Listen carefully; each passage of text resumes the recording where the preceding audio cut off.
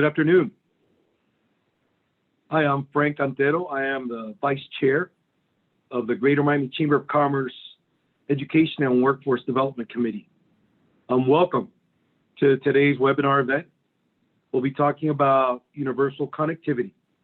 Really, how important is connectivity for the success of our workforce and our students? This webinar event is brought to us by the Greater Miami Chamber of Commerce Education and Workforce Development Committee. And our presenting sponsor is Career Source of South Florida. So what's important today in the presentation we'll be covering, the topic of today's webinar is universal connectivity. And that term is being used in its most generic and simple context. The principle that internet service in the digital world should be available to all.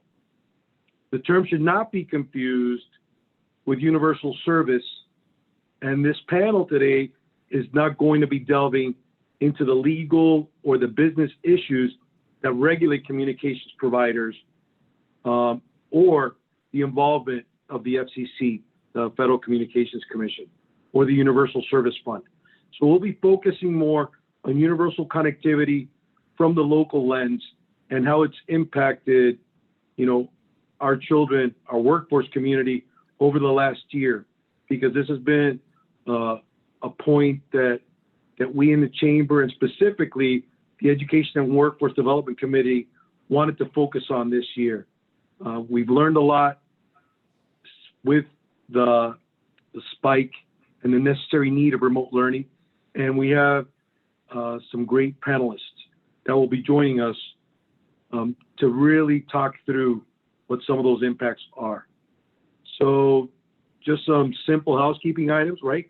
Questions from attendees will be placed into a Q&A box and will be fielded to the speakers, right, throughout the Q&A session at the end. And if there are resources that we will be sharing, we'll be dropping those links into the chat box. So be aware of that and keep an eye on that Q&A chat. So if there's a resource that interests you, you can go ahead and link.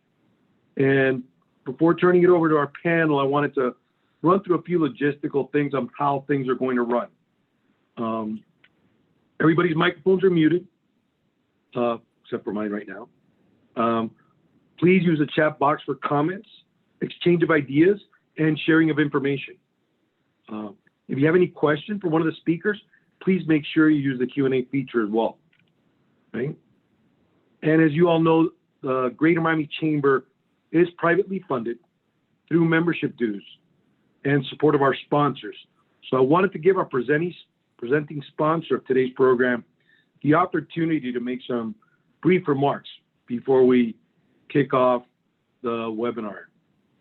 So please help me welcome Robert Smith, who is the Adult Program Supervisor at Career Source of South Florida. So Robert, please, the floor is yours.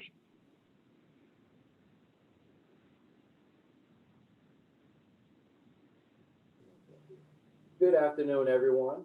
As previously mentioned, my name is Robert Smith, and I'm the Supervisor of Adult Programs and the Special Projects Manager here at Career Source South Florida. On behalf of our Executive Director, Mr. Rick Beasley, and the entire Career Source family, we want to welcome you to today's panel discussion.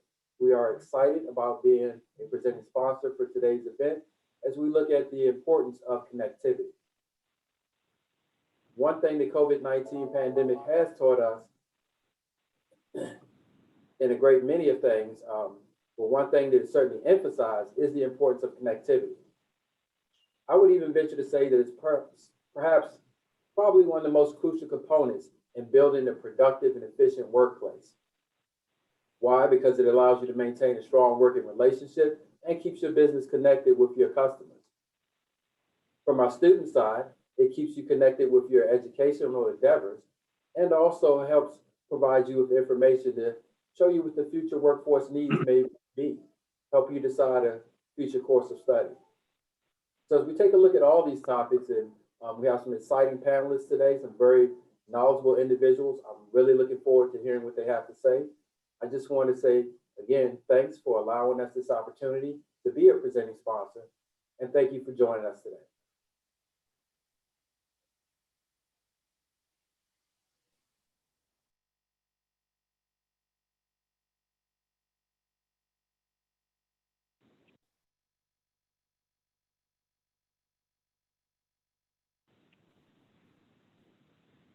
Thanks, Robert, and thank you all for your support to the Chamber with your leadership, grant, and sponsorship support to be able to expand our efforts to assist small businesses. That does not go unnoticed. And now, it's my pleasure to introduce you to our panel for today's discussion. These are really the reason that we're here together, spending lunch, and the ones that are going to help us.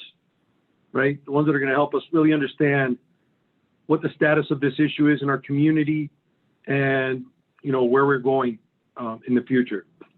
First, I'd like to introduce Marta Casas-Celaya. She is the Director of External Affairs at Comcast. Marta helped to launch Comcast Internet Essentials program in Florida. Internet Essentials is recognized as the largest, most successful digital inclusion and adoption program in the United States. And South Florida, Miami, has consistently been among the top 3 markets with the most Internet Essential customers. For the last 10 years, Marta has worked to inform nonprofit partners, educators, government, and community leaders about the importance of Internet adoption and digital literacy. Welcome, Marta. Yeah. Also joining us today is Jorge Gonzalez, who is the Digital Access Director at the Miami Foundation, where he leads digital equity initiatives. His main focus is on implementing the recently launched Miami Connected initiative across the county. Prior to joining the Miami Foundation, Jorge was at the Children's Trust, where he focused on leveraging technology to drive program improvement and measure impact. Also joining us is really a star of the panel, Mia Hanfield. She is a rising senior at the historic Booker T. Washington Senior High School, where she's part of the National Honor Society, the volleyball team, and Women of Tomorrow. She currently serves as an ambassador for the nonprofit organization Vote the Future, that's responsible for registering hundreds of people to vote, in addition to pre-registering high school students. Last June, she organized and led a panel entitled Lift Every Voice, with the objective to have an open dialogue concerning societal injustices and systemic oppressions against the African American community in order to evoke judicial and educational change in Miami-Dade County. Welcome, Mia. Thank you. Also joining us is Kevin Lawrence, who is currently in his 15th year as an administrator of Miami-Dade County Public Schools. Mr. Lawrence, 4th year as principal at Booker T. Washington. Prior to becoming principal, he was the principal of Horace Mann Middle School, where he was credited with increasing school performance data, enrollment attendance, and student course offerings. Mr. Lawrence was also credited with adding 36 new club organizations and sports to Horace Mann Middle School. Principal Lawrence was selected as a spotlight leader for the 2019 ETO Mid-Year Conference. He was recognized for excellence and commitment to students. This year marks Mr. Lawrence's first year as principal of the historic Booker T. Washington Senior High School. Welcome, Principal Lawrence. And last but not least is Brandon Octolovey. He's a Nigerian-American entrepreneur, public servant, and thought leader based right here in Miami, Florida. Brandon is the founder, president, and CEO of DIBIA Athletic Development and DIBIA Dream Inc.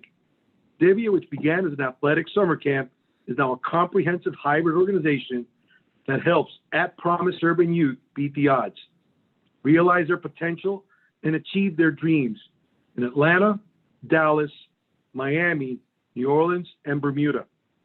Brandon's philanthropic work is largely informed by his own experiences as a student and as an athlete. Now I'd like to begin the roundtable discussion where each of our speakers will be given about 5 minutes, right, to share their professional and personal insight on this topic of, universal connectivity. And I'd like to start, please, with Jorge Gonzalez. Hi, Frank, and good afternoon, everyone. Really excited to be here with you all. and excited to look around and see the other panelists, a lot of who we have worked with on this issue and are doing good things in the community. And I'm happy to share a little bit about Miami Connected, which has been my everything that I live and breathe for the last few months since I joined the Miami Foundation to lead the initiative. And really it's our community's answer to the digital divide, especially as it was highlighted by the pandemic over the course of the last year. And the digital divide is really the gap between the people who have access to technology and know how to use it and the people that don't have that same access and use of technology. And that was highlighted over the last year because of just life. We were forced to, a lot of us, be home and work this way. We're connected now via Zoom.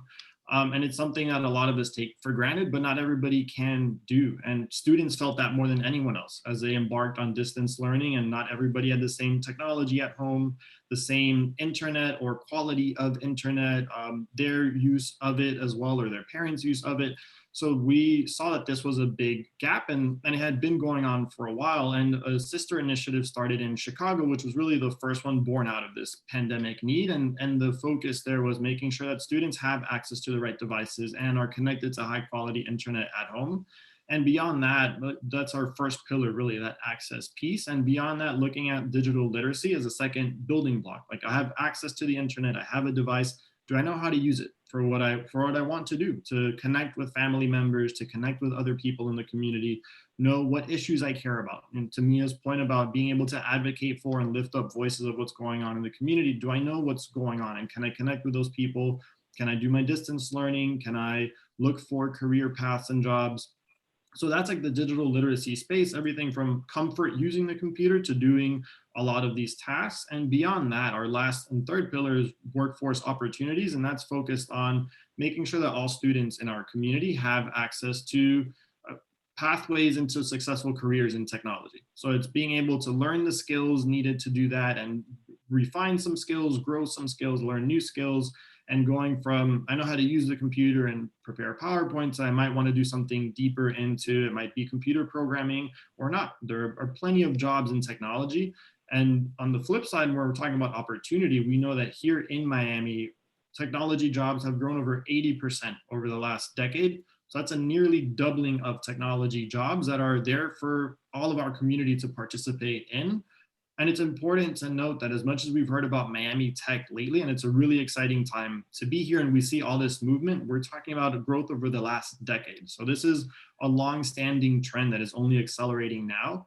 And as those jobs grow, we want to make sure that our community has the same access and skill level and access to technology and access to pathways into those jobs as well. And that's really been the focus of Miami Connected. And our top, our goal really is to reach the places in our community where that access is currently lacking the most. And we're looking to reach over 100,000 students as we roll this out across the county. And this year we're starting in 4 communities in Overtown, Homestead, Liberty City, and Little Haiti, and looking to scale countywide as of next year. Thank you, Jorge. Thank you. And thank you for giving us that, great overview. And congratulations on that successful launch of the program recently.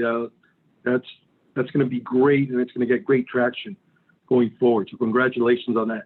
And that wouldn't really be possible if we didn't have Marta, Casas-Celaya, and Comcast with their, with the program that they currently launched. So Marta, could you tell us a little bit about Internet Essentials and give us a little bit of history on that and where it's going? Absolutely. Thank you, Frank. And thanks to all of you who are joining us here today. Actually, Internet Essentials is Comcast's signature community investment program. And it is not a recent launch. Fun fact, Internet Essentials was launched, the national launch was right here in Overtown at Phyllis Wheatley Elementary in August of 2011.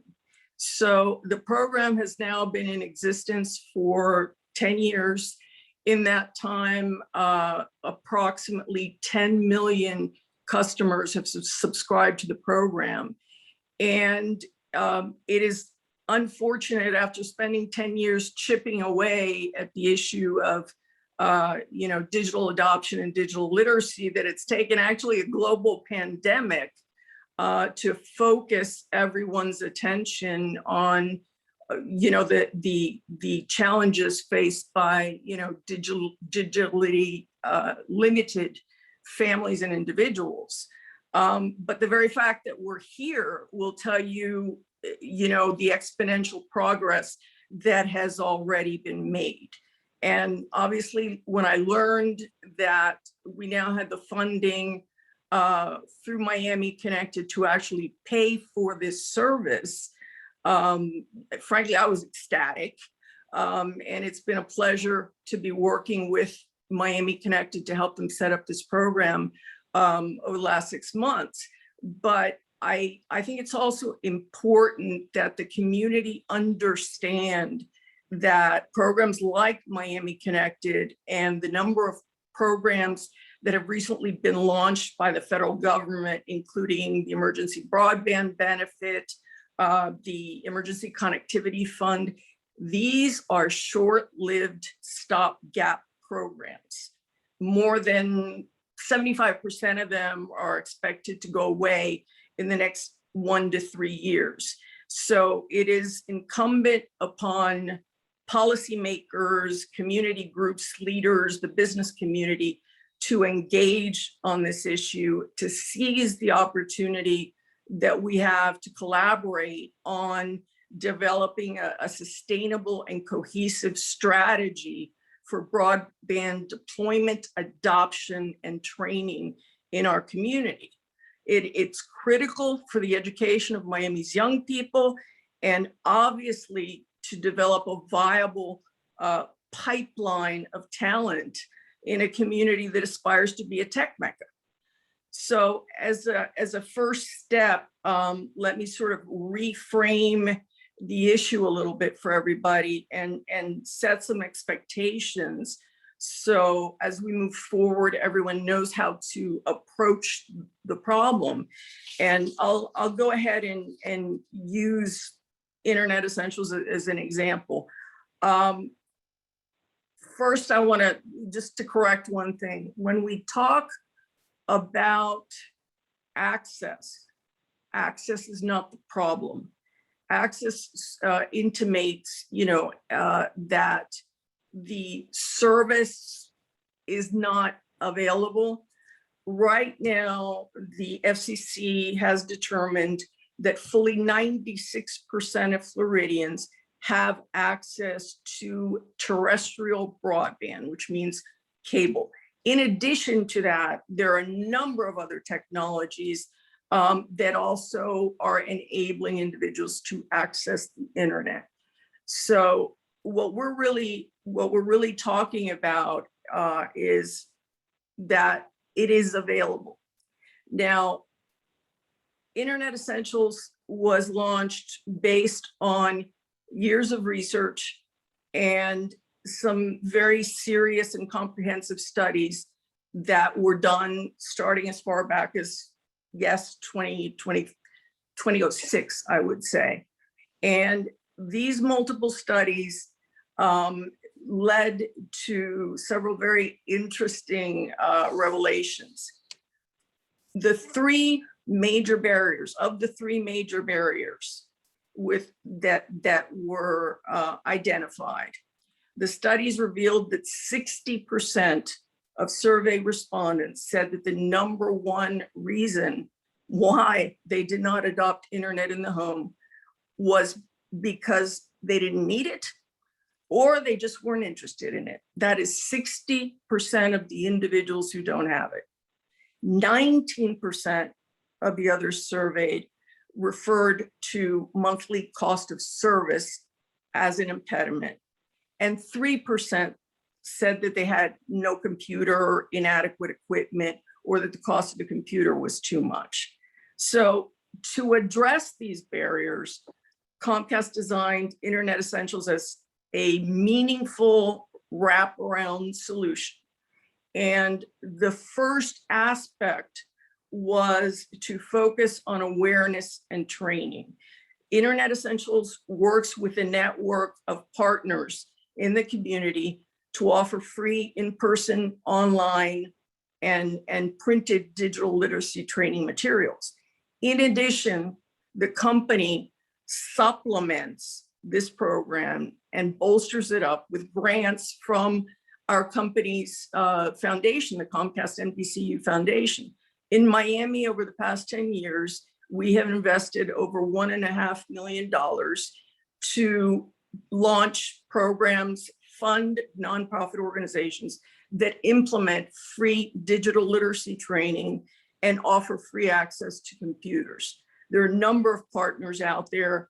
And frankly, I would be remiss if I did not recognize the success of this program in Miami is due to our nonprofit partners and our network of champions, not least of which would be Superintendent Alberto Carvalho, the teachers, the counselors, the team at the school district, our nonprofit partners, including Big Brothers Big Sisters, Boys and Girls Clubs, Opalaka CDC. I mean, the list goes on and on and on, because that is the core and the basis of this program.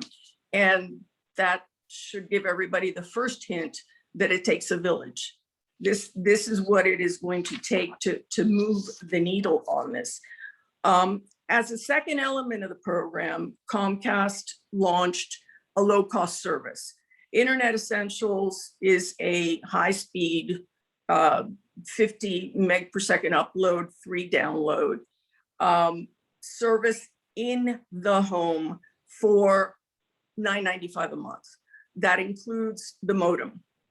And those speeds, so that you know, are good enough for several members or several students in the house to do access, do research, download movies, do gaming. It is a respectable level of service for everyone to have. And the third aspect, of course, of the program was the equipment. The home Wi-Fi modem is included in the price, and children have, or users have, the opportunity to purchase a computer for $150. So inclusive of that, hotspot access, and no contracts, no credit checks, and the price has not been increased in the 10 years it's been out there.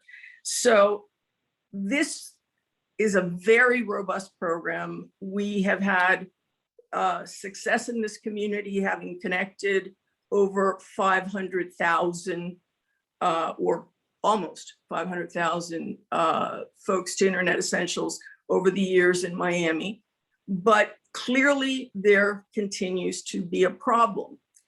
So I would posit that what has happened here is that we go back to the problem that was identified 10 years ago and continues to be the barrier, the key barrier that is identified 10 years later is adoption. So our community right now is very much facing issues of internet adoption and sustainability of these programs that should be addressed before we continue to move forward. I will leave it at that, and I think we can delve into other issues as our other speakers have an opportunity to interject here and tell us their perspective. Thank you, Marta. And with that, I mean, with what George explained, with with how the program has rolled out and the challenges we talked about, I'd love to hear what Brandon would have to share, really based, from the philanthropic point of view, and from being, and from how his hybrid organization has evolved. He's probably had seen, or I don't want to take anything away from what he's going to share, but I'm sure working with his summer camps and how they've evolved, I'm sure he has some insight and how connectivity comes into, really assisting, the at-promise youth that he works with.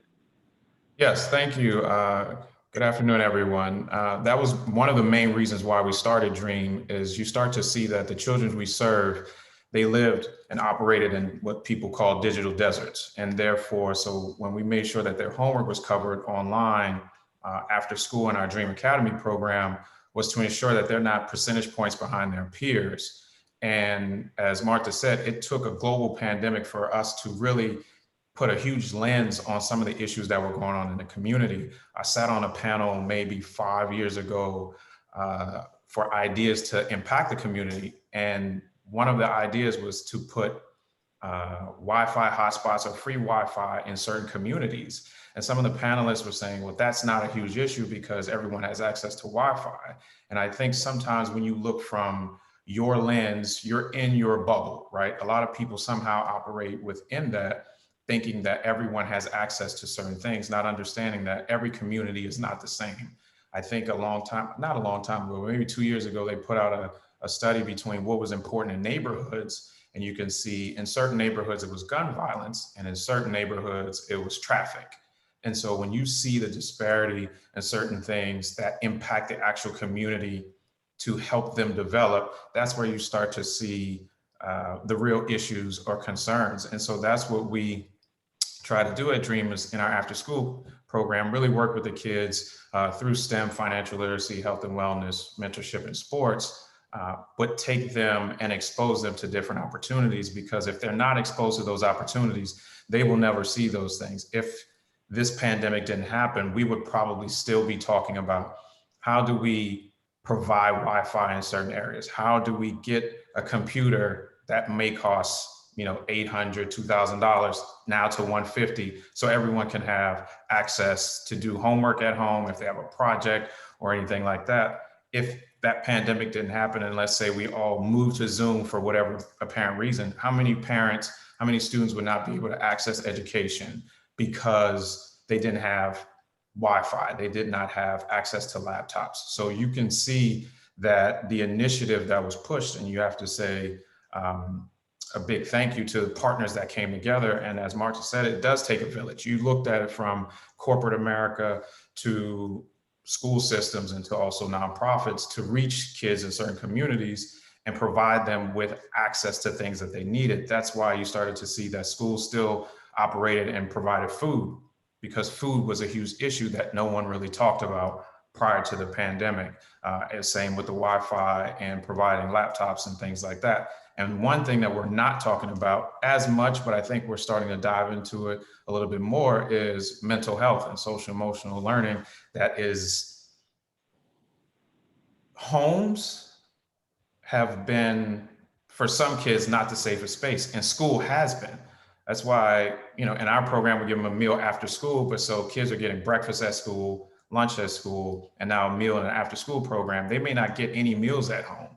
And so we had to, as a society, look at all of these things and say, okay, we have to continue to provide meals to students. We have to provide laptops. We have to provide Wi-Fi. And at some point this summer in our program, we're focusing more on social emotional learning and arts, because a lot of things were taken away from kids. They have not been able to see friends and things like that. So you have to really start looking at the whole child and what they've gone through during this pandemic. So when people say connectivity, it takes all the people on this call from their various lens to come together and say, okay, this is the actual need in the community, because we've talked to the community and we've also seen the actual need. So how do we actually change, versus looking at these are things that we say are needed, that need to happen in the community, and go about it that way? Because there's a lot of things that are happening in communities that we have to talk to the community first. If you go into a community and say, hey, what are your issues? They've told you their issues. Let's work together to address those issues before we come in and say, hey, we think they may need this or that. Because at the end of the day, that's what's important. If we're trying to change a community and be a global society where we help each other, then we have to be able to talk to each other, communicate with each other, and help each other. Thank you. Thank you for sharing that, Brandon. And then we'll come back during the Q&A just to delve in a little deeper, because you hit on some really key points that I think merit us revisiting them and exploring a little further. Right? And next up, so one of the first schools that Miami Connected was able to work with was the historic Booker T. Washington Senior High School. And with us, we have Principal Lawrence from that institution. And if he could share with us what this experience has been like, rolling out, this program through Miami Connected. Georgie. Hey, good Principal afternoon. Lawrence. Good afternoon, everyone. Frank, thank you, sir. Brandon, it's good to see you. Martha, I specifically enjoyed hearing some of the comments that you made along with Brandon. It seems like Brandon was in my office when I was getting some thoughts together, because he hit on a lot of things that I see on the front line. And, Mr. Gonzalez over there, he and I have worked hand in hand for the past few months to launch this initiative. And I want to go back to a point that Brandon touched on and something that Martha alluded to. It depends on where you are, and that's how this thing affected you. And from a standpoint of COVID-19, when this pandemic hit, I didn't think that people really realized the two worlds in this country. And from a financial standpoint, you have some people that are very well off, things that all of us probably in these boxes take for granted. We all have Wi-Fi. So to us, if Wi-Fi goes down for 10 minutes in our homes, we're losing our minds, because we can't be on social media. If we're playing Call of Duty, whatever it is that we're doing, we're going to get on the phone to our friends at Comcast and say, hey, we need a truck out here. We need to get somebody out here. But what happens to kids who never had that? And it's not that a case where, they didn't necessarily want that, because who wouldn't want the finer things in life? It's they can't afford that, because depending on how much that service is going to cost our families, that's the difference between us having maybe lights or running water. Because if we are on a fixed income, and if we're saying that we need certain amenities, but we can't afford those amenities, then we're going to do without certain things. And I've seen it for a very long time. And if you look at the demographics of our school and the zip code in itself, the majority of the people are under the poverty line. If you look at what the annual income is for this zip code, people are struggling. And I'm glad that it was mentioned that we thought about people needing jobs, but what happened if these people never had jobs to begin with? And if you look at the unemployment rate in the zip code of the school, this iconic school that I'm proud to represent, a large percentage of our families, they are the people that never had jobs, that may have been lacking certain educational funding, or they may not have had that experience in order to achieve a certain degree of success. So we're talking about people that needed help to begin with, and now a pandemic has struck, and now they're a little bit worse off. And now we're looking at kids that are being asked to sit in a room, look at a computer, and be successful. But if you think about some of the other things that Brandon, and I'm really glad that you talked about, the social emotional aspect of this thing. So now you already were struggling. You have family members that are already ill, that may be suffering from a myriad of other things. And you're asking a child to sit in front of a computer, do their lessons still, and now they have to help out their younger brothers and sisters. And now they might be asked to be caregivers for an elderly parent at home or somebody else. So seeing it from the front line, my lens is totally different, because I had to serve food. And I think our superintendent, Mr. Carvalho, that was one of the first things that he identified before anything else. Our district was very proactive in saying we need to feed people. We rolled out laptops and electronic devices, and our district was way ahead of literally this entire nation. And I give props to Mr. Carvalho, his cabinet, and so many people here in the district for recognizing that our kids needed all of these things just to keep their heads above water. But then you ask the question, we're asking parents to understand things that they needed help with to begin with.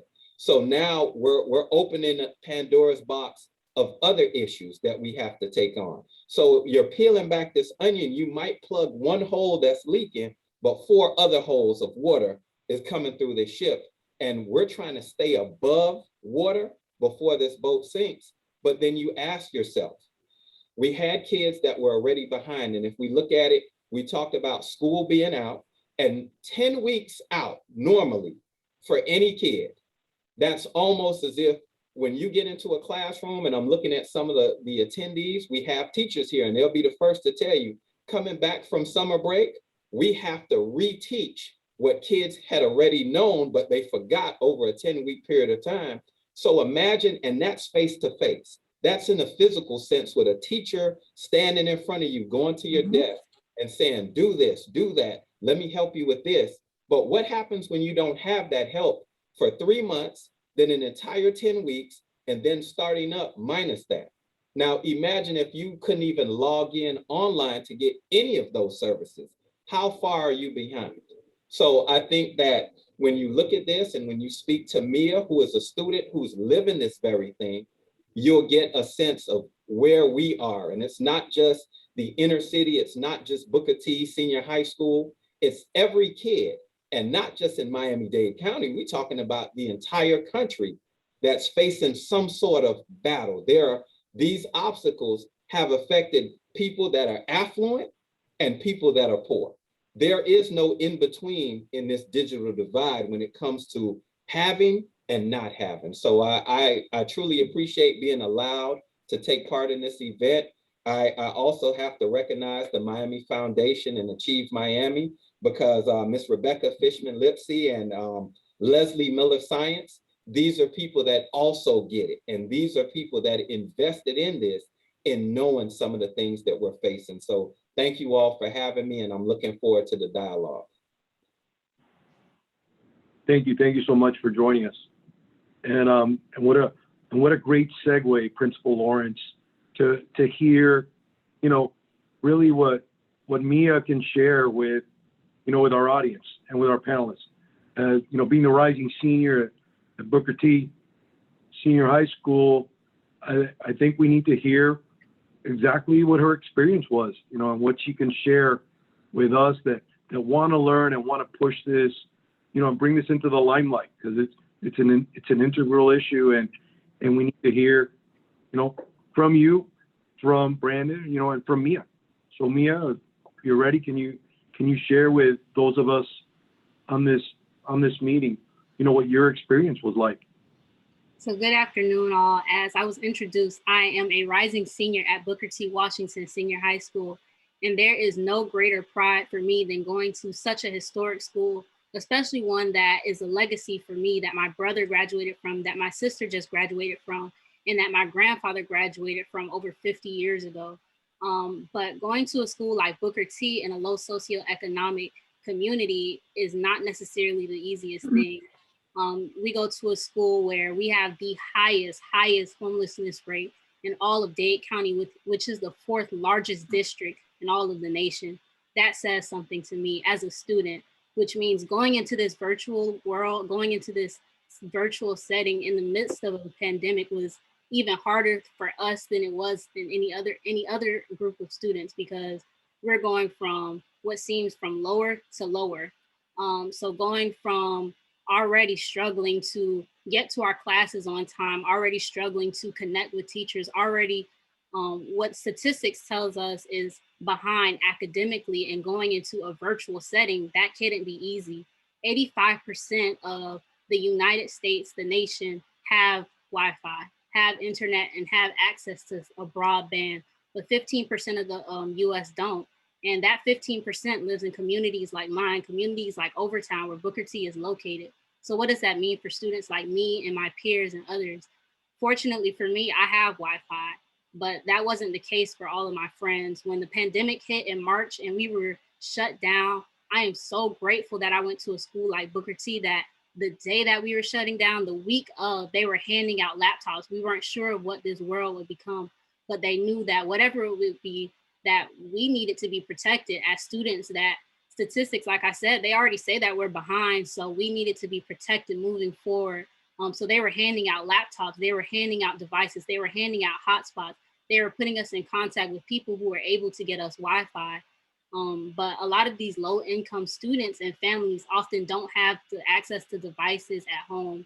With the wealth of information and educational resources available on the internet, students that come from working class families can improve their social standing and can even help families get out of poverty.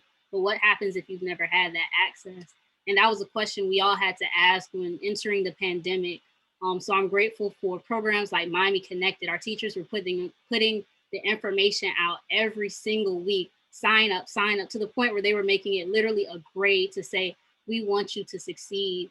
And internet is the way to do that, because during this virtual setting, we literally could not do anything without internet.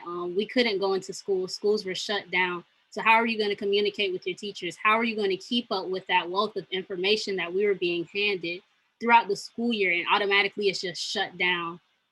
So like Mr. Lawrence said, that's 10 weeks without information, but then you add another 2-3 months on top of that. What kind of students are we going to be when we come back? So Miami Connected provided that information for us to say, hey, you're going to remain that successful student. And even if you do lose a little bit of information, it's not going to be because of internet. So I'm grateful for that. But a lot of students did suffer.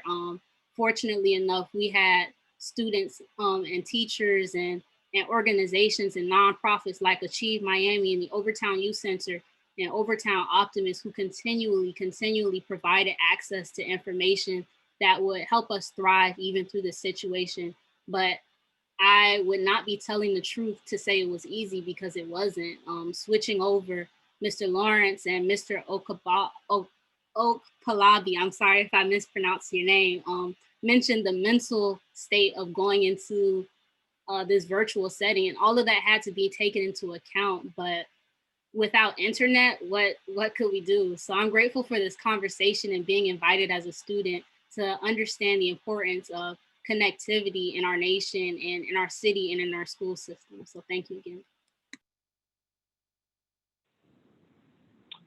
Thank you so much for sharing. Yeah. And you hit on a lot of great points. And I think it's a great segue for our Q&A, right? Just, really just the mental well-being of our students is something that Brandon talked about and Principal Lawrence mentioned as well. And, I guess this question is really for Brandon, right? So providing internet access and connectivity to students currently enrolled in your programs, how do you see that, Brandon, impacting, just their overall experience, their well-being? And could you close that gap for us as Mia pointed out and you and Principal Lawrence mentioned? And maybe for you too, Mr. Principal Lawrence, if you can talk about what that impact is for our students. Sure. I mean, you can look at it from when the pandemic hit. Let's use one of our programs, STEM Saturdays, for example. That was in person. So we would engage anywhere from 80 to 100 kids in person for 3 hours doing STEM, and then provide them a meal on the weekends. And so everyone was saying, hey, you should get on Zoom and do STEM. And when the pandemic started, no one knew what Zoom was. So I would say, what is Zoom? What are we supposed to do on Zoom? How do we even get Zoom? And so we took a couple months, and then we started with a beta group and said, okay, let's take 40 students and figure out, okay, if we send them kits, because before we were in person, now we're mailing kits. So now we step into a whole nother business called supply chain and looking at how do we actually get these kits to them safely. And so I went around and drove to the 40 students here, one, to check on them, but then two, just to understand what was actually happening in their home. And you could start to see they had not had any interaction outside of their family. So kids were just running up, hugging me, which at the time we didn't know what this was. So everyone had on a mask. We were just kind of shocked to be distant, but you started to see that. And so from there, they started to continuously tell more of their friends. And it grew from, we were only sending kits to Miami, and now we've expanded to 30 states and 7 countries, serving 500 kids virtually for STEM Saturdays, because it went from in-person STEM Saturdays, now it's called virtual STEM Saturdays. But you start to see, we get emails constantly. We got an email, I think last week, from a kid in Scotland. He had not seen any other kids since the whole pandemic. And then when he turned on Zoom, he saw 400 new kids engaging and having fun learning science. And that's during the pandemic. And so if they didn't have Wi-Fi, if someone didn't say, hey, you should get on Zoom and do STEM, if we didn't say we're going to step up to the plate and send out 500 boxes to kids and hopefully it gets there on time, and then take time to actually train and go through. Anyone knows me, I'm a very calm person, but when I get on Zoom for STEM Saturdays, I'm very animated because you have to engage kids here. If you can't keep them here, they've already been online, hopefully being engaged the whole week. So now to get on Saturday, to get online and to engage them, it takes so much. So it's very important that that internet and Wi-Fi was given, but then also too, Mia pointed on this homelessness of the students. So now we take them, you can call the schoolhouse a home for them because they're there from 8 to 4. If they're in after school, they're there 8 to 6. Now they're somewhere and we have no idea. Many of the students we had in our after school program, we could not reach because we do serve a homeless population. So it's looking at those issues. It's really starting to understand there are real issues that are happening in the school system and with our students. And we really have to take a real concerted effort and deeper dive into the actual issues of the student versus, sometimes labeling students. I think that younger kids cannot convey, hey, I have not eaten in a couple of days, but they may act out. They're not necessarily acting out. They just don't know how to express that, hey, I have not eaten in a couple of days. Or when we do art therapy and we say, hey, you may not talk to us, but draw what's going on in your neighborhood, and they show a shooting in their neighborhood. That's the time to address it and say, hey, what's actually going on in your neighborhood? So we have to do like I said, a better effort of really looking at the actual issues of the students and start to understand how do we impact the actual issues of the students? Do we want all kids to succeed or do we want some kids to succeed? And if we want some, then that's the path we go. If we're trying to have education equality for all, then we have to look at a lesson plan and opportunities to address all issues within schools. Thank you. Thank you, Brandon, for sharing that. Principal Lawrence, is there anything you'd like to add to what you've seen at Booker T? Yeah, let me say something really quick, Frank. First and foremost, Brandon is dead on again, but I'm going to ask this riddle and I'm going to give an answer. What is a school with no children? It's a big, empty building. And to be completely honest with you, school isn't the same without kids being inside. So now you're asking, when this whole pandemic hit, you were asking children to sit and be disciplined and sit in front of a computer and get instruction with 30 different distractions going on in the background. And how do we expect success? And we have to see what success is. And let's think about this. I'm not as smart as the experts at the CDC and anywhere else, but let me ask this question, and I want everyone to think about this. We won't really see the residual effects of this pandemic for years to come down the road. So from an educational standpoint, we've had third graders struggling for years. So now we're talking about this pandemic. We're talking about lack of access and resources. And we're talking about maybe not even some of the best devices for kids to keep up along with internet speed, what Martha was talking about.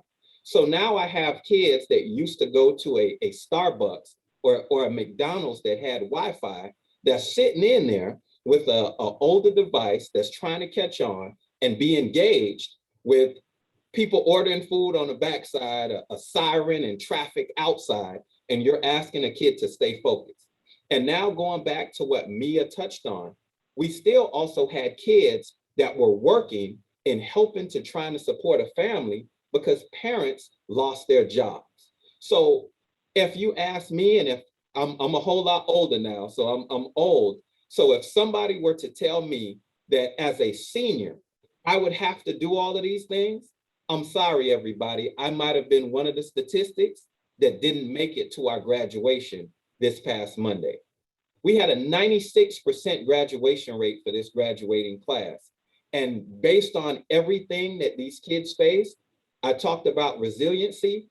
You have to have a strong DNA makeup to have made it through this, because we talk about it from a kid standpoint, but adults, teachers, and Brandon talked about this, teachers struggled with Zoom. They struggled with Microsoft Teams. They too were learning. So this was a situation where we were building the plane while it was in the air, and we learned through trial and error. We were testing ourselves through fire because no one had experienced something like this in the history of education. And this was scary. And I lead a school and people were coming to me for answers that I did not have initially. We did the best that we could under the circumstances. And truthfully, we were blessed to be led by a great leader and great leaders from the district level, from the central region office, from different places where we had people that helped us along the way. But I'm going to ask this question. What about parents who already struggled with certain things when kids used to come home and ask for homework help and they couldn't help their kids then? How are they going to help them with technology and the struggles and the constraints that we were all facing at that time? So truthfully, and I'm hoping I'm answering your question, Frank, but we're going to see some residual effects down the road that we aren't prepared to take on right now, not from an academic standpoint alone, but from a health and mental standpoint. We're going to open up those layers that I'm talking about, and we have so much more to face after this thing. Is the district doing something? And just to touch on something you mentioned, are we measuring? I mean, is the district measuring some kind of learning loss from our students? Is there a way to gauge that? And what, before we move on to the actual connectivity issue, I just wanted that one point answered before, because you touched on it. Yeah, that's a great question. And our kids still tested, even though the state isn't going to count the data. We're counting it because we need to place our kids properly. We need to see that same learning loss that you're talking about. How have our kids actually still performed in reading, in math, on end of course exams? So yes, we're still seeing these things, but then the question that you have to deal with is when we talk about data and the authenticity of data, if we don't have a properly tested percentage, the data is skewed. So truthfully, if we only have 60% of our students that are logging in and actively involved, how do we truly measure that data? And I think this past year, 52% of our students came back to the building physically. That 48% that was home, it goes back to what we were talking about. We've had kids that literally, they were at home, taking care of loved ones, taking care of kids, working. So it's going to be a battle when we truly look at how this thing has really affected us and how is it going to affect us moving forward. Frank, we're going to have more questions than answers as we continue to try to get back to normalcy. And what we're going to find out from a school level, from a business standpoint, is how drastic of impact this thing really did have on not just businesses for them to stay open, but kids and their progress and their growth from a maturity standpoint. And this is my last point. I know I'm kind of running it, but when we brought kids back to test, there was a huge disparity for the kids that were at home and the ones that were physically in school. You could literally see it. There were some kids, I said, hey, that kid has been on MSO this entire year, just from a social standpoint. And if anybody has watched Castaway, Tom Hanks's character had Wilson. Some of our students didn't have Wilson. They may have been around older folks, they may have been around younger kids, but they weren't around kids their age. And we see it from that social standpoint. So there's a lot that's going on right now. Thank you. Thank you, Principal Lawrence. Appreciate that. Stephanie, you said you had a couple of questions come through on the chat. Hi, Frank. Yes. So just pulling up from the Q&A here in the chat, we had a question from Mary. She says Miami Job Corps followed the public schools district's lead and provided meals to our local students as well as Chromebook and hotspots. What we found was not only access to the internet, but access to quality internet service. Our staff working from home also experienced quality of internet service. Is there a plan to improve the quality of internet service in the community? And I guess we can direct this question to our experts here over at the Miami Foundation and Comcast. I can get us started and speak to tie into what Principal Lawrence was sharing. Like one very specific anecdote that has struck with me, and I've shared it with others, was one of the teachers at Booker T shared, some of the students, might not always log in, some of them do, but because of interrupted internet connection or low bandwidth, they end up having to turn off their video and turn off my video. So they're just hearing me speak and we're not even seeing each other face to face. Whereas if we were in a classroom, I would see the student, I can talk to the student. And what he mentioned to me, which speaks to the value that teachers bring beyond the lesson plan, is I can tell when my student is having a hard day. I can tell if he's having a hard time and needs to have a chat on the side, needs some extra support, just needs to talk through something. And if I can't even see them, I cannot engage in that way.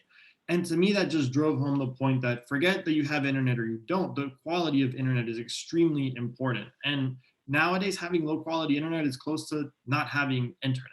And that's why when some of the numbers that look at broadband access or broadband in the home, to be clear on the access piece, it focuses on broadband being high quality, high speed internet. And that is what Comcast is providing through Internet Essentials. And as Marta mentioned, they doubled their bandwidth from 25 to 50 megabytes, so much more robust and serves multiple people in the home on devices. And as she well mentioned as well, like these are, and this program has been going on for some time, and Miami Connected is a relatively new initiative, and there's a lot of attention now, but ultimately they're all interim measures, right? Like it's helping us get somewhere, but this isn't the final answer.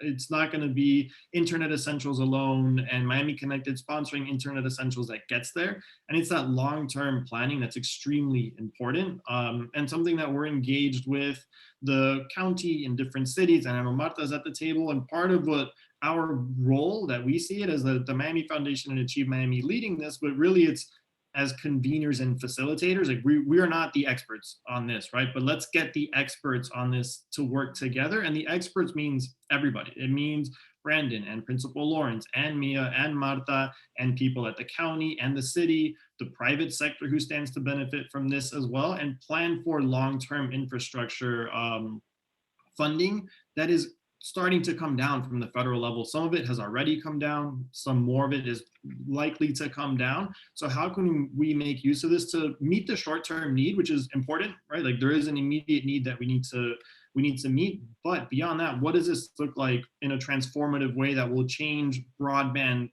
from a generational standpoint? And I'll pass it off to you, Marta. You are really the expert on this one. I think you're on mute. Sorry, I work for a high-tech company, as you can see. The one thing that kind of strikes me is that we've had an extended conversation about this topic.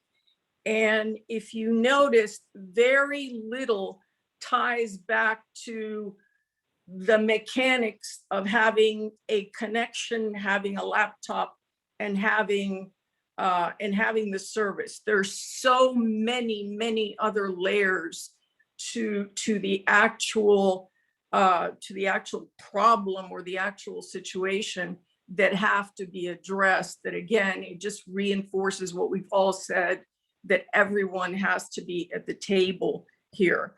But in terms of the technology, number one, I can only speak to the level of service that Comcast provides.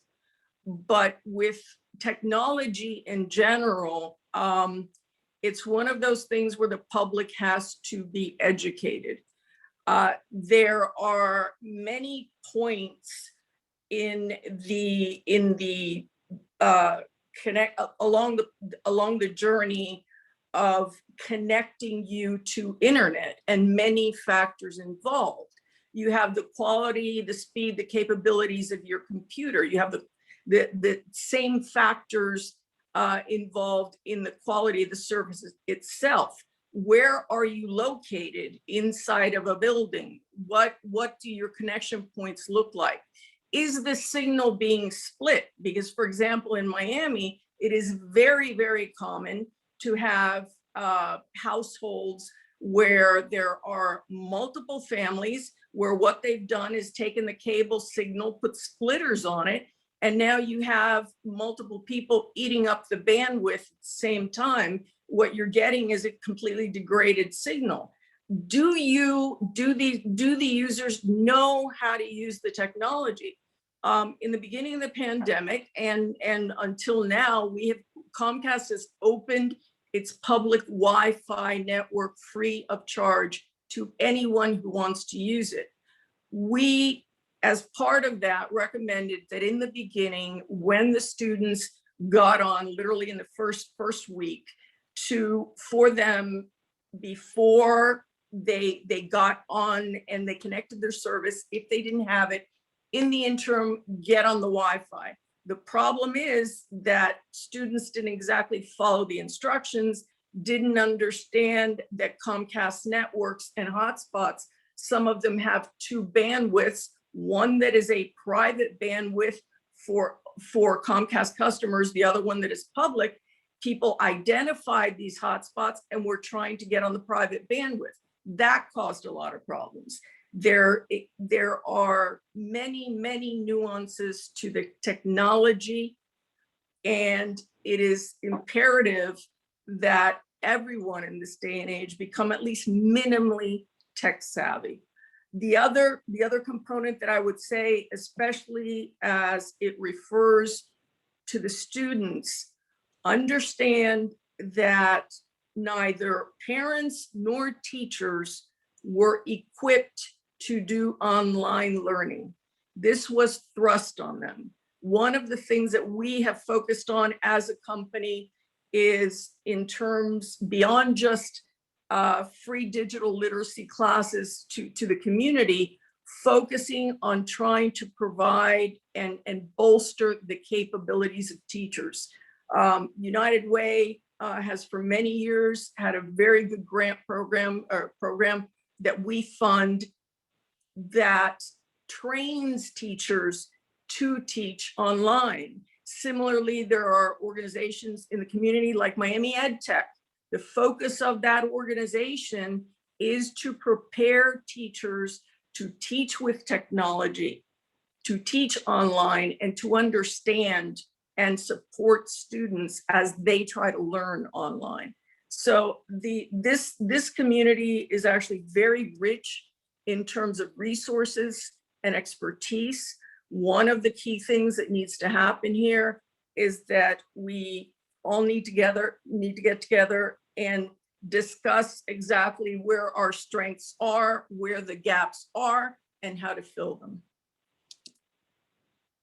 Well, thank you, Marta. Thank you for filling that. And, we had a couple of questions coming through the chat. This one's for Principal Lawrence.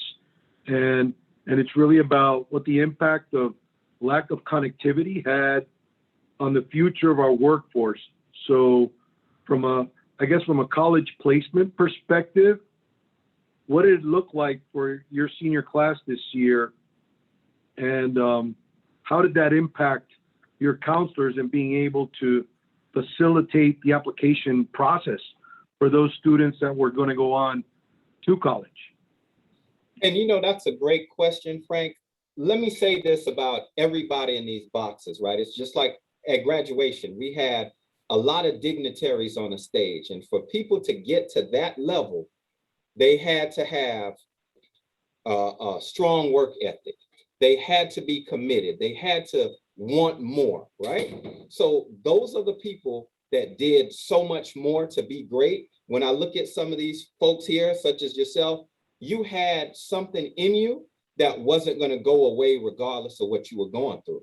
And I think that is a highlight for the kids at the historic Booker T. Washington Senior High School. I talk about resiliency all the time.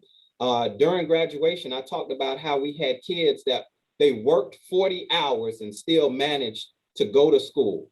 Mia's sister, Kenya, is going to school in the fall. She's going to Spelman. She had over $550,000 in scholarship money. She was number 2 in the class. Her sister was a standout student, and Mia is along that same vein. And I'm going to challenge Mia to get over $1 million in scholarships but she has a strong family background. She has somebody that's going to push her with her mom and dad and a strong support system.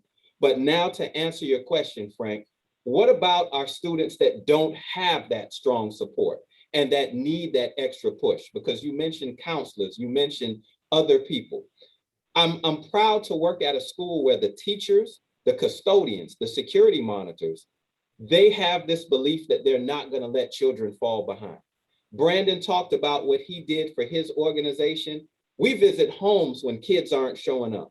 When we call and we notice a high number of absences, I myself, you may see people on my administrative team, you may see counselors, you may see coaches going to homes to find out what's going on and why kids aren't logging in.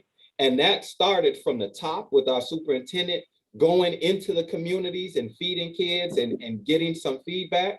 And it matriculated on to all the leaders in all our schools across the district. But when you talk about our school, we have to do that much more for our kids because some of their parents, no parent wants to say, I want to be a bad parent. There's no book on that. When I first became a parent, I didn't know what I was doing. I just learned how, it took me a while to learn how to put on diapers, right, on kids.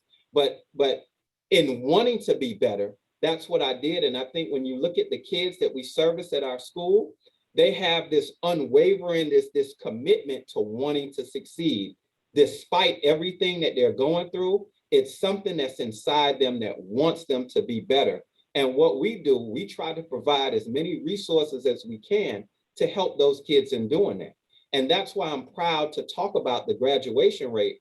But I'm pleased to say we're at 96%, but I'm discouraged that we aren't at 100%. So that 4%, somewhere along the ways, there was something that maybe I, as the principal, could have done better. There's something that maybe somebody else in my building could have done better. And we need to revisit that because kids do fall through the cracks. No matter how much we try to do, something's going to happen. And I think somebody could answer that question better than me is Mia, because she lived it every day as a student. And if it's all right, I know you're the moderator, but I'd love to, I'd love to hear Mia speak about that and her experience. Please. So going into ready? setting, like I said, it was definitely a challenge. And I saw some of my close friends even fall behind. Even myself, not having access to internet. Someone mentioned weak internet. It's 5 of us in this household. So 5 people on one internet service is always not going to work extremely well. So not having that connection face to face, falling behind was definitely a huge possibility. But I love the word resilience that Principal Lawrence is using, because despite all the odds, how are you going to continue to move forward? And it was so easy to lose motivation and to lose the will to want to. You have these dreams, but when you're not in the setting of a teacher, someone who's pushing you, someone who's telling you like, you've got this, you can do more. I believe in you. Hearing those things, not seeing them, not being able to see, hey, I'm not feeling well today. I just want to sit down. I kind of want to lay my head down. During that virtual setting, it's easy to get lost. Going into testing, even Principal Lawrence mentioned that he had us all come into testing just to see like where their students were. That was hard. We hadn't tested in about, I would say, 9 months. And to go in and say, hey, you're going to take a test. It's a standardized test and we want to see where you are. All of us were kind of like freaking out a little bit because it's like, oh my gosh, are we really prepared for this? But it took that personal step to say, this is what I want to do and this is how I'm going to do it. So this is what I want to see from myself. And I definitely think that using teachers and counselors is a great benefit in school and even in the virtual setting, but it is that connect. Somewhere along the lines, that connect kind of dissipates and you don't have that in-person, that personal touch. I remember teachers going into Booker T, teachers literally saying, Mia, I believe in you. This is what I want to see. I was not a great student going into Booker T. So having teachers say, I see more in you than you see in yourself, that's important for all students. And not having that connection definitely caused some students to fall behind. But spending that time as a student, uplifting and encouraging my peers, telling them that this is what I want to see from you. We had to spend a lot of time helping each other out. So texting my friends in the group chat, hey, I believe in you. Hey, I say that you're going to make it through this school year. It's a little challenging and it's a little tough. It's not a little, it's very tough and it's very challenging during this virtual setting. Most of my friends were virtual. I was virtual during this whole year. So saying, I know the challenges you see, but we're in this together and we're all going to walk across the stage come next June. And we're going to do that with pride and dignity with the help of our school. And even if we don't have that personal touch, that we're going to make it. Thank you, Mia. Thank you for that testimony. Can you walk us through a group project where it was you and a group of friends, and there were varying levels of internet connectivity, and how you as a team made that happen? Did you have any of those situations? I did. So this past fall, I was in a capstone class, and part of the class is gathering with a group of students and literally making a commercial of some sort, talking about researching and explaining a specific topic. That was hard. Trying to get on everybody's schedule, like, hey, when are you available during this time? Getting on Zoom and saying like, hey, can you turn your camera on? Oh no, my camera isn't working right now. I'm sorry. Can we meet back up at a certain time? But Ms. Marta mentioned knowing and learning technology. That is so very important. Learning technology. So what we had to do was research. The internet brings us the access to the whole world. We literally have access to unlimited information through the internet. So learning how to navigate through it, learning how to use technology and saying, okay, you can't do this video right now. How about we all record a separate video and put it together? Mr. Lawrence led us in a project this year where we won a grant for $1,000 in an environmental project. That was hard. All of us online students making a video to say, trying to convey different emotions and trying to get a point across. We're not in the same room. We can't literally connect our ideas. We don't have that physical or bodily interaction like we usually would. We can't look at each other's body language, but making it through and saying like, hey, we're gonna learn how to navigate. We're gonna learn how to use iMovie. We're gonna learn how to use these different platforms that we've been set up with at our school, and we're going to go forward. But like Ms. Marta said, knowing how to navigate technology is so very important during these times, during these unprecedented times.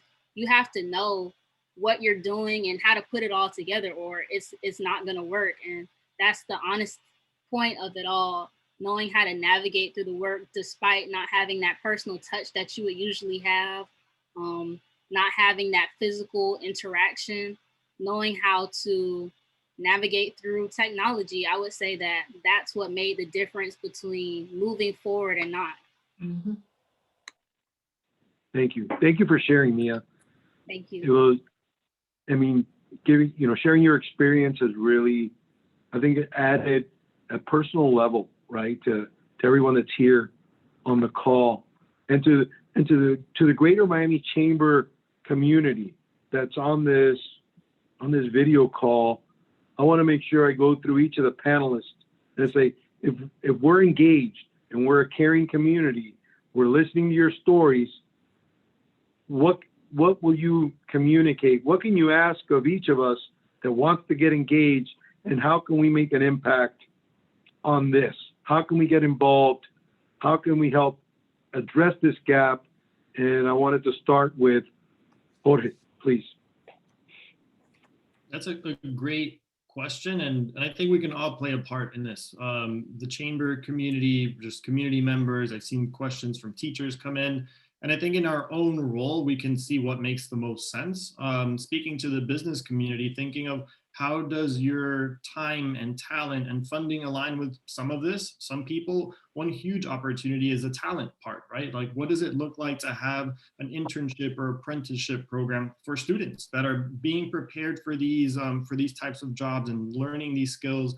To Mia's point, like learning it in the school capacity is one thing and it's really valuable, but can they also be connected to the jobs that will, at least internships that will help them connect to these jobs long term. I think that's one option.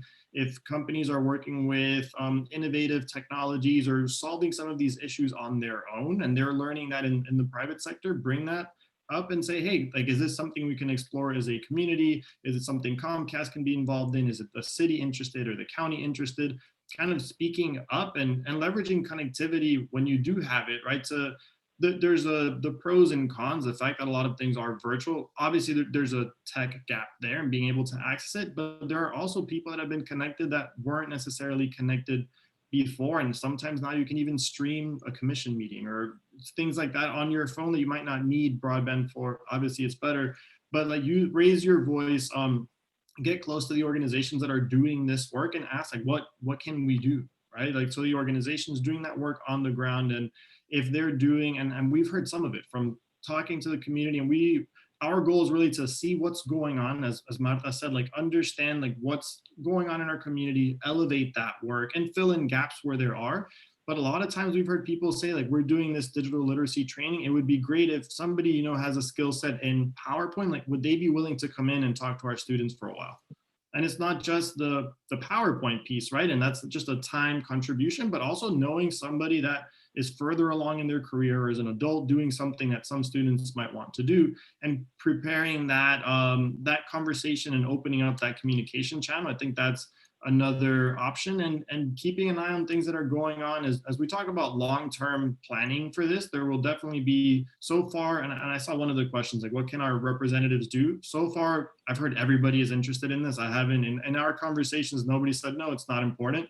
It's very apparent and very obvious. How we get there is what we're going to navigate over the coming months. But as that starts becoming apparent, if you have, you know, there's some options that you really care for, reach out to your representatives and support that, or come out and speak, you know, speak to people, organizations, or at commission meetings.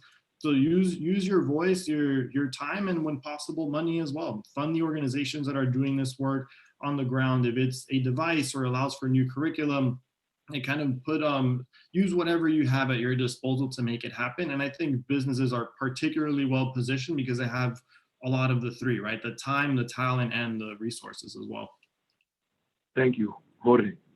Brandon, how can we get engaged? Yeah, I agree with what Jorge said, and I thought about this last year as a start, is that we look at how many organizations are coming into the community, correct?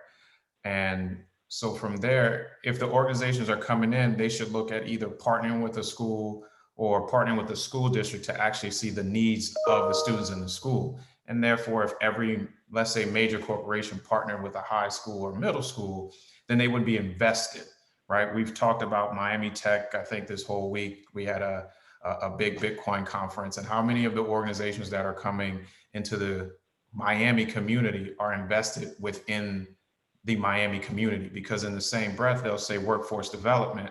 But if we're not developing our workforce from K through 12, then we're actually not doing what we were talking about, developing our workforce. So corporations can, you know, I call it adopt a school or whatever it may be, but really get invested in the community and say, hey, I'm going to help out this one school. We'll help out for 5 years. We'll talk to the principal, and the principal has given us, these are their 5 main goals. Each year, we're going to look at, how do we address this goal? Did we meet this goal? Okay, if we didn't, then go from there. So I think that really partnering with various organizations, getting invested into education, because at the end of the day, they're 5, 10, 20 years down the line, they're going to be hiring this student, right?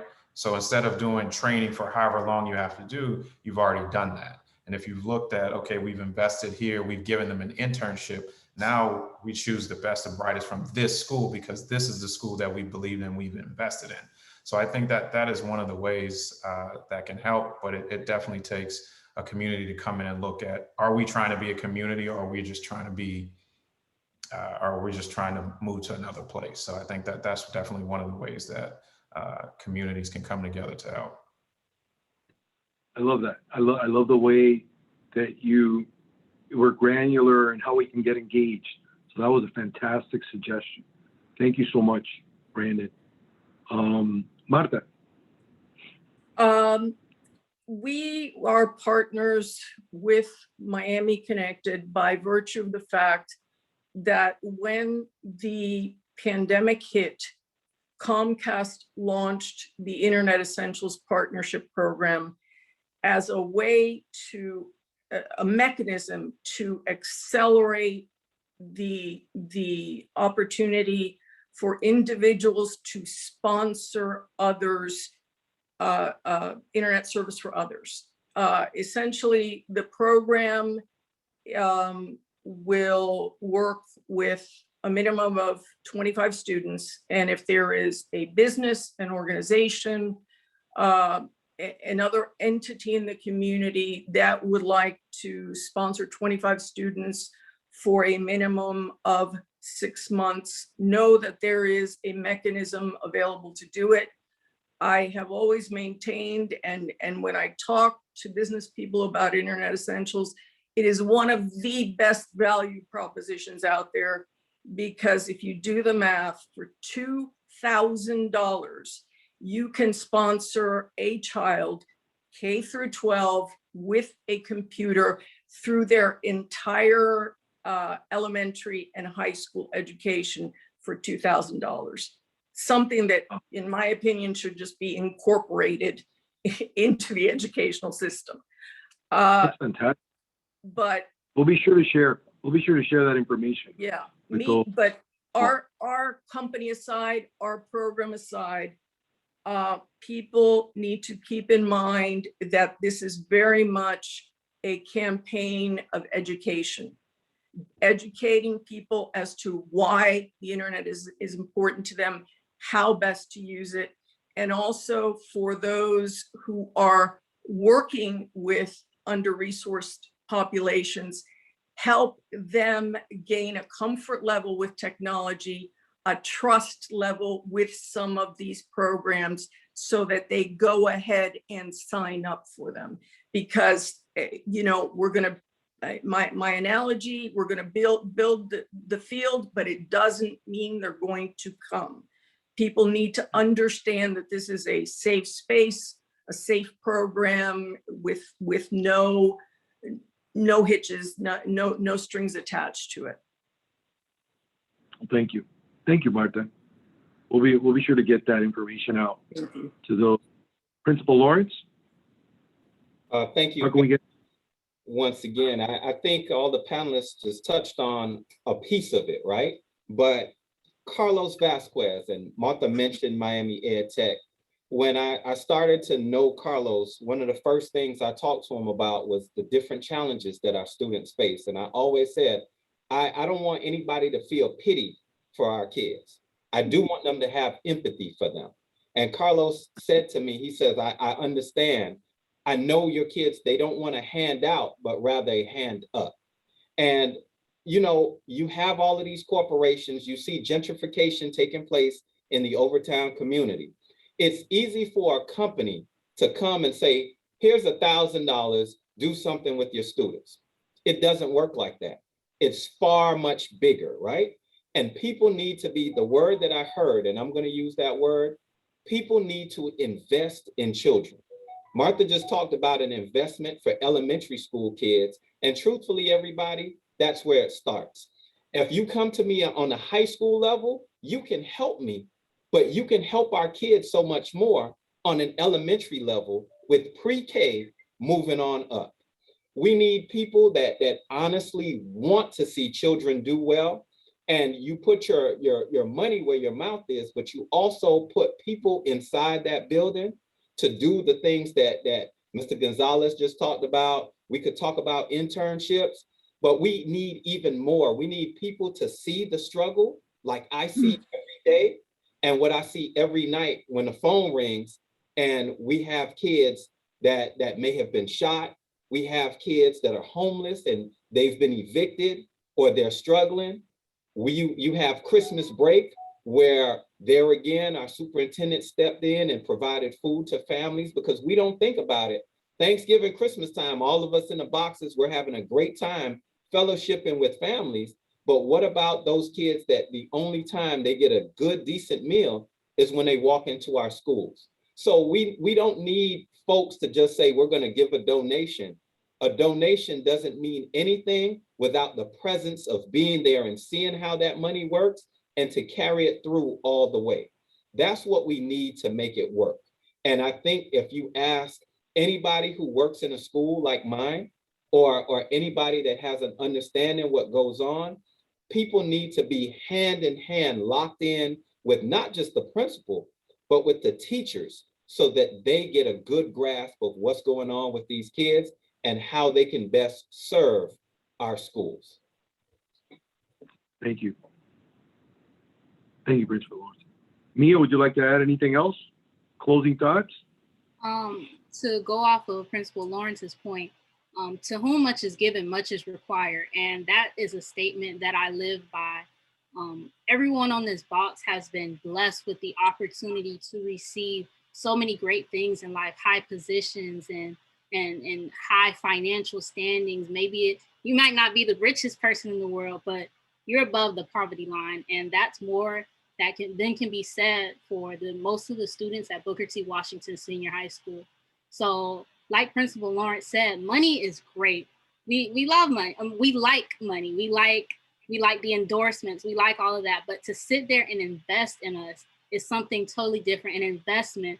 I wouldn't be here today without the investment of the Overtown Youth Center, of Achieve Miami, of Overtown Optimist Club, of Booker T. Washington Senior High School, because they took the time to know me as a student, to know me as a person, and to say, Mia, you're going to go on this next step. This is what you're going to do in life. And I'm not giving you the opportunity to say no.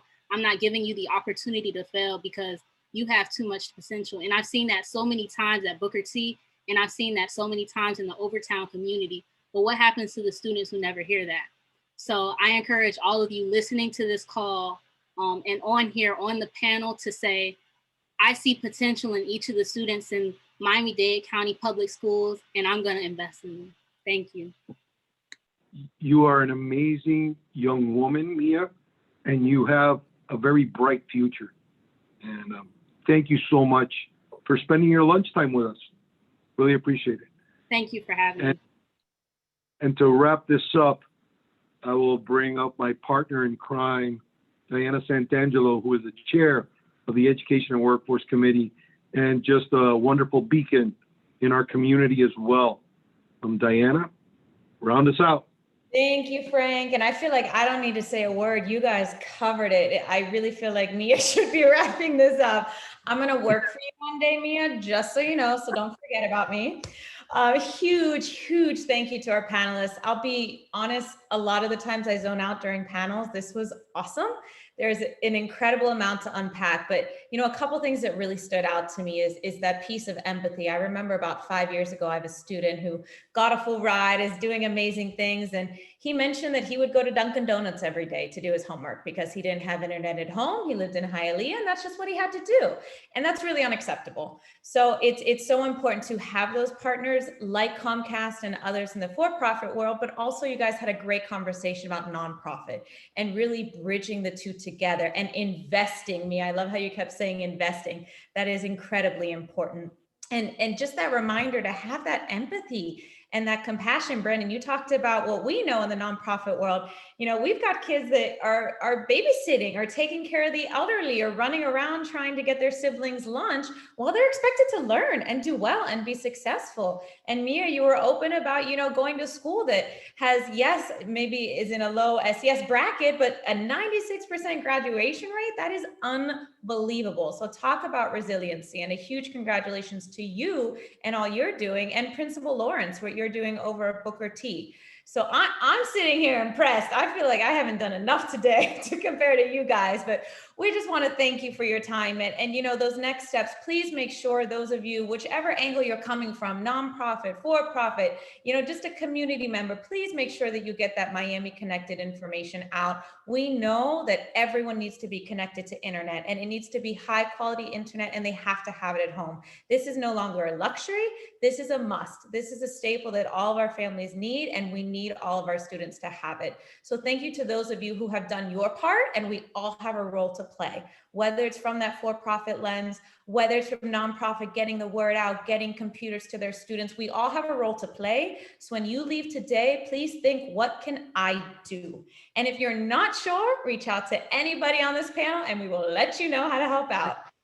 So That's thank right. you, everybody. Really appreciate it. We thank you for your time and have a fabulous day. Thank you.